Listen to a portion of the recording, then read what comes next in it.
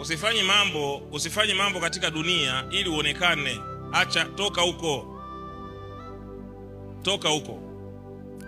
Toka kwenye level ya kufanya mambo ili watu wakuone unafanya. Kuwa kwenye level ya kufanya vitu kwa ajili ya manufaa yako wewe. Yaani unawaogopa hawana muda na wewe. Afu na wahofia wakujui. Afu na wahisi watakucheka, hawana time na wao na mambo yao. Kwa hela ikipita dili la hela, kama ni la kuchafuka chafuka. Usiseme watu watanionaje. Watakuona hivyo hivyo. Wale waliotudharau au wale wanaotudharau kwa sababu hatuna elimu, kwa sababu hatuna degree kama wao, kwa sababu hatuna kazi kama wao. Nataka nikuhakikishia IPM, ipo siku utakaa nao meza moja mkijadili maisha. Amen.